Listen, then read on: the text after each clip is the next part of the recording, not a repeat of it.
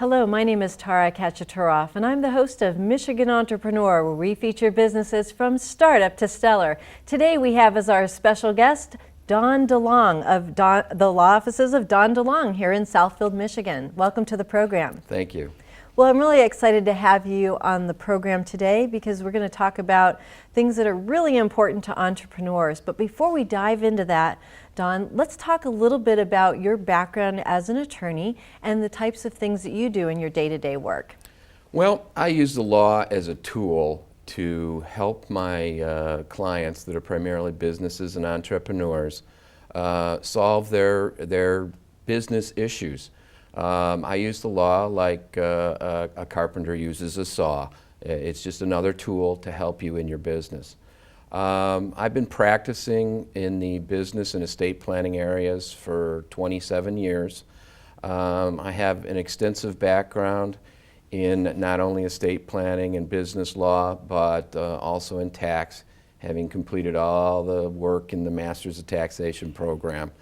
So I think I have the tools in my toolbox necessary to help entrepreneurs and businesses deal with things like estate planning and who gets their business and what happens to their business in the future.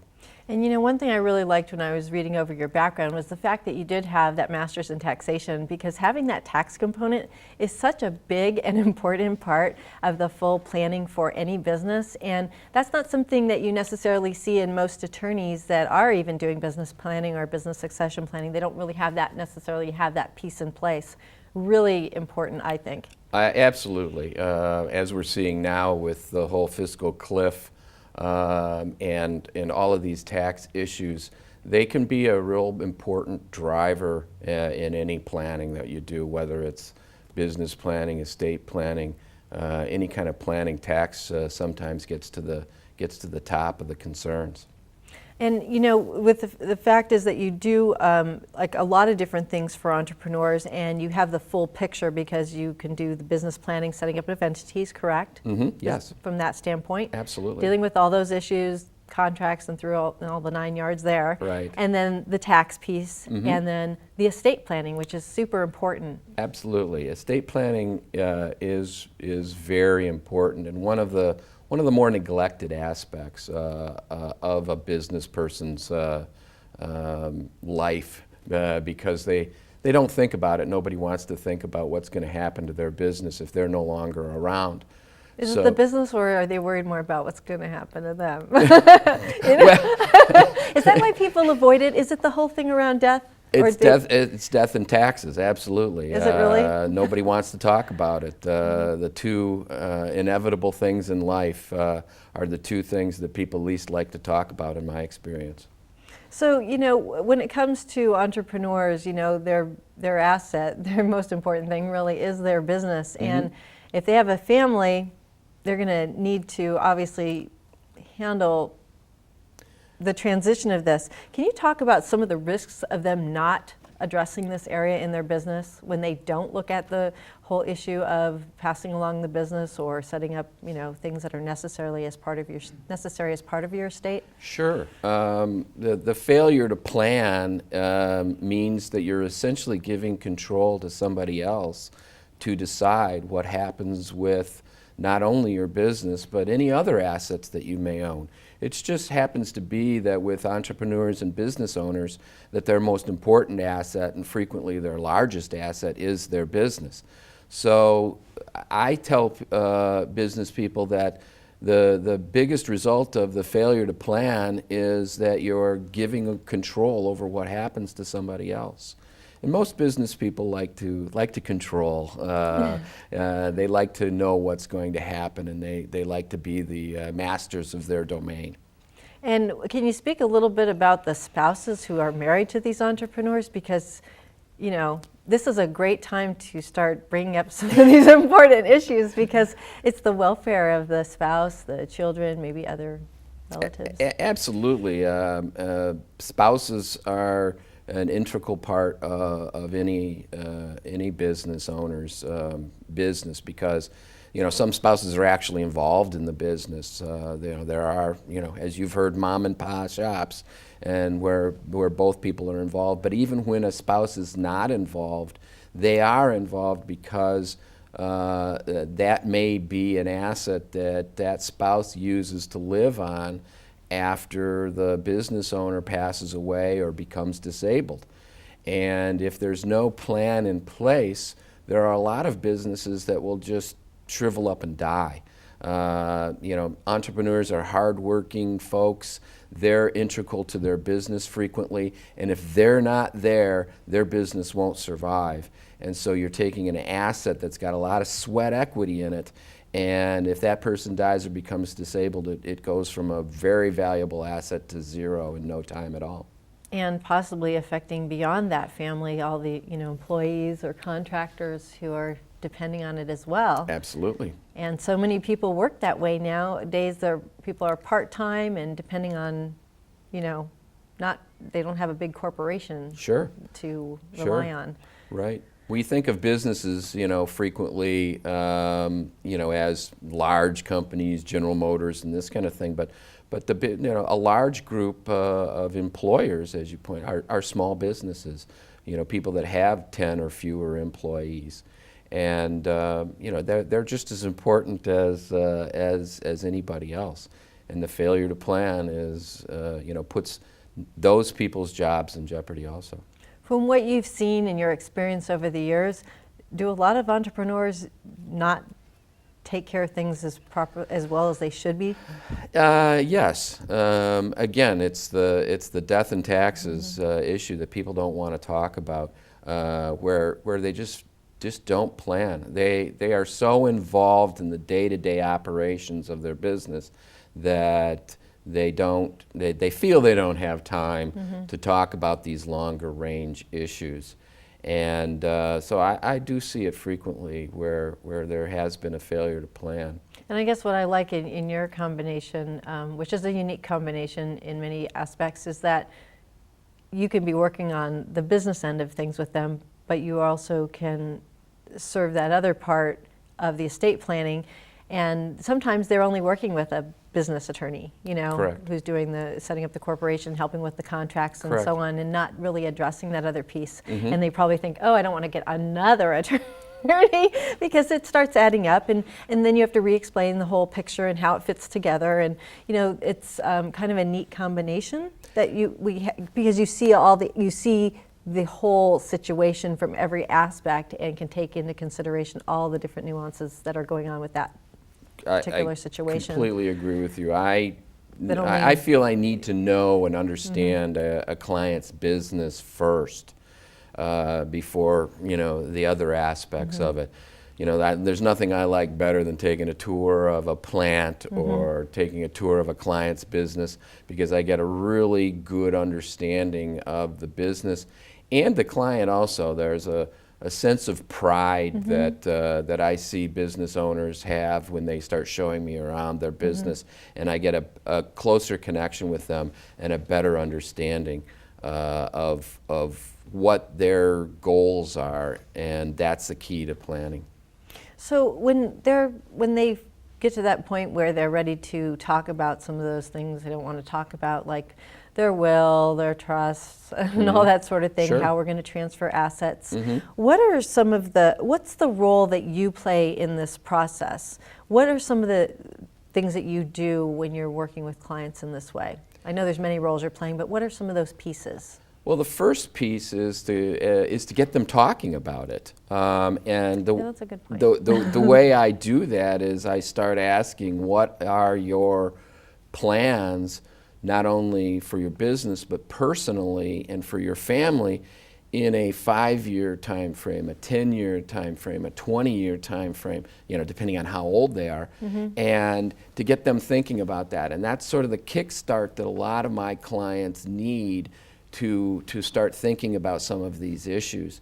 Because I think the most important part of my job is not to tell my client what they need, but to have my client tell me what they need. As I said at the beginning, the law is just a tool. like any other tool to help people accomplish their goals, to get where they want to be. And so I'm focused on the client and where they want to be. And that's how I get the whole thing kick-started. Then after that, you start getting into the details. You start pulling things like a trust or a will or a gifting program or a buy-sell agreement, these kinds of documents that help the client decide what they're going to do or actually get where they want to be with their business. And I know like a lot of people think like everything you do is just lots of paperwork and this and that, but you have to get into a lot of the personal parts of the people, right? I'm sure you probably meet their families and their spouses, probably kids sometimes, as you get to know them over the years, because this is something obviously they stay with you for many years because this is part of the whole process. But can you talk a little bit about some of that softer side of being an attorney? Because a lot of people don't really have an insight into that piece, the people part of it. Well, business succession planning is a lot like counseling. You get a lot into the psychology of things. I find that there are business owners that one of their biggest regrets is that none of their children want to carry on in the business. And so they don't want to face up to the fact that it's not really going to be a good idea to leave their business to their children because their children have no interest in operating the business, and you certainly don't want to turn a business over to somebody who really doesn't want to run it.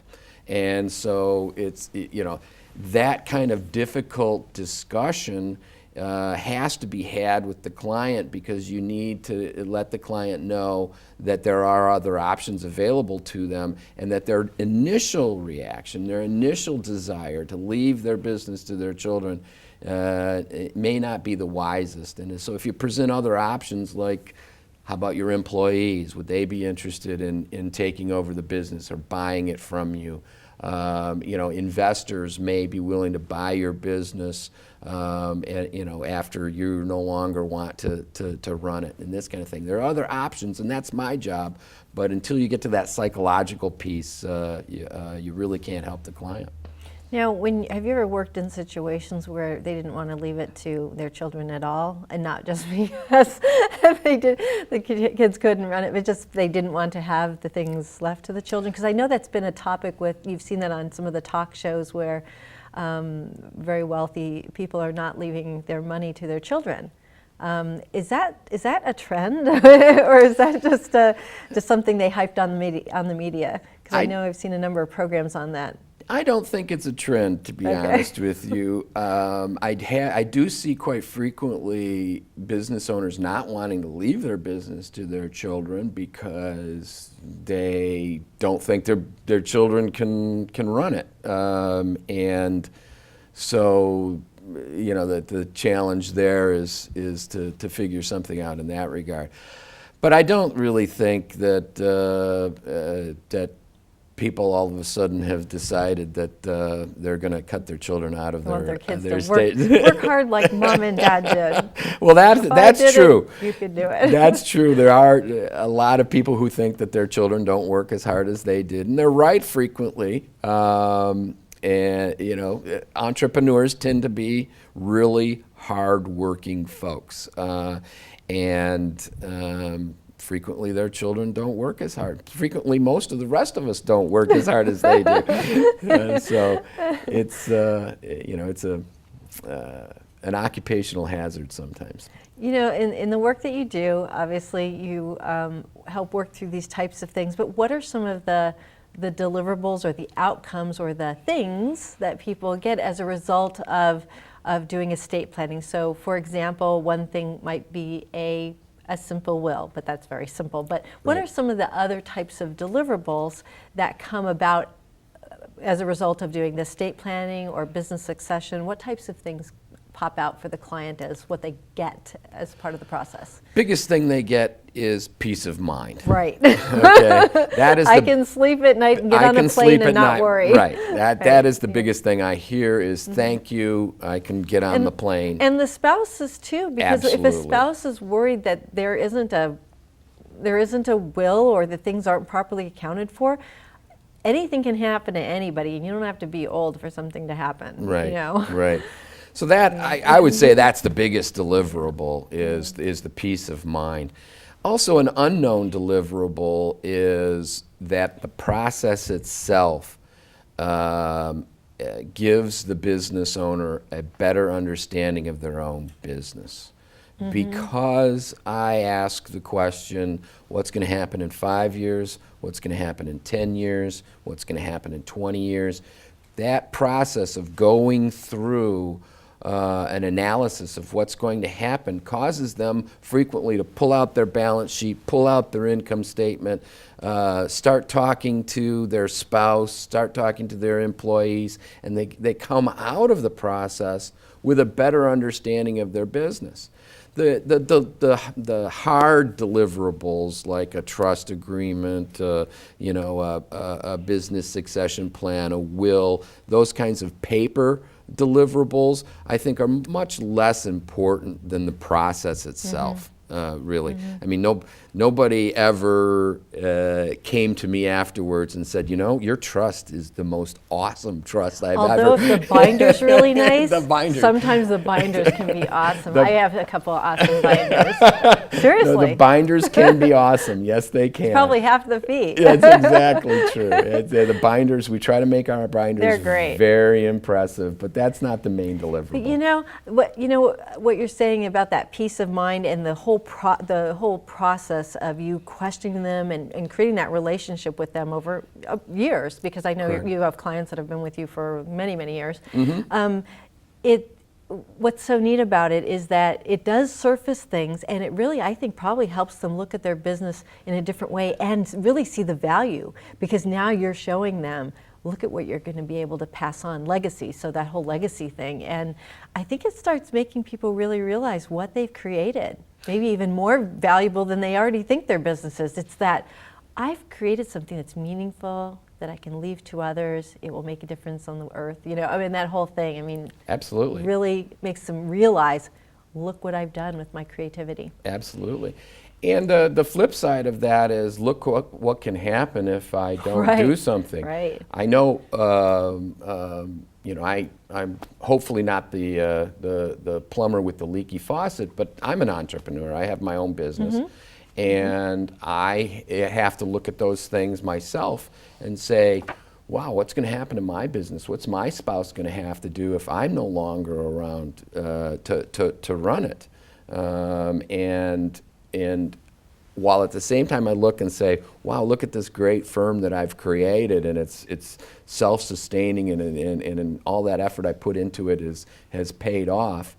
The flip side of it is, what's going to happen to it when I'm not around? Right. And that's a scary proposition, because all of that great feeling that you've got of creating a wonderful business is going to be lost if you're not around. And that's a huge issue, because there are so many, like 75% of attorneys are in solo and small business settings. Correct. So there's a lot of risk there if you don't have those Absolutely. things in place.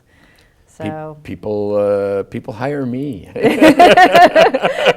And that's what's good about you, is that you do have the business experience yourself. You've built a firm. You've weathered the ups and downs of the whole legal profession and all the modifications that are happening in that profession right now. And so you've been there and done that, and that's really important when you're looking to work with somebody. Absolutely. Have you been through what I'm going through? Absolutely, it is important.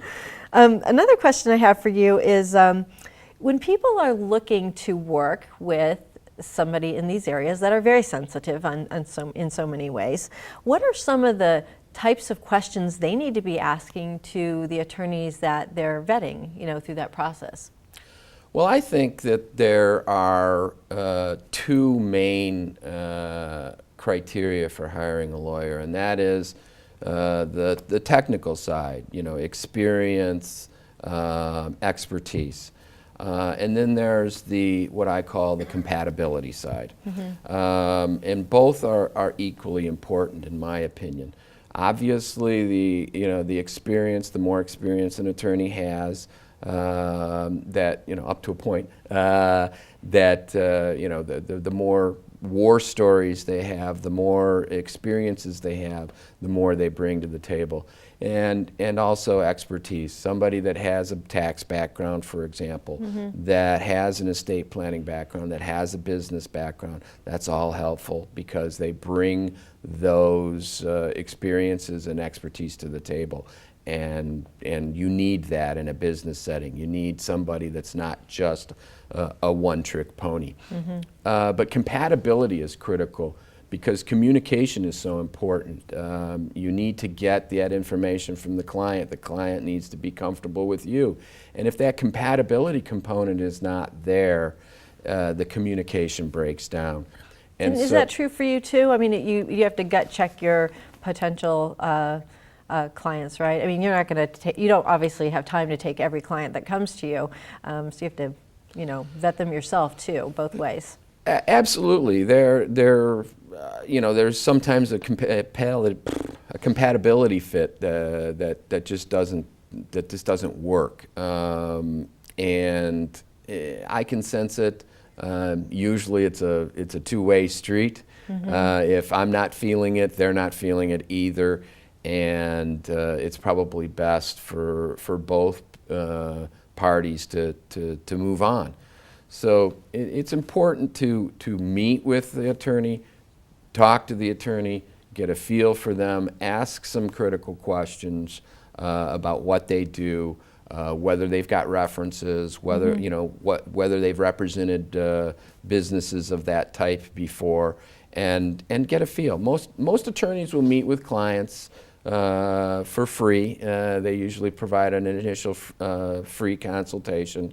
Where you can work that process out. And you have certain things you go through them at that time and ask them questions so you know if they're ready to work with you or not. Absolutely. Right? 'Cause not everybody's necessarily at that point, right?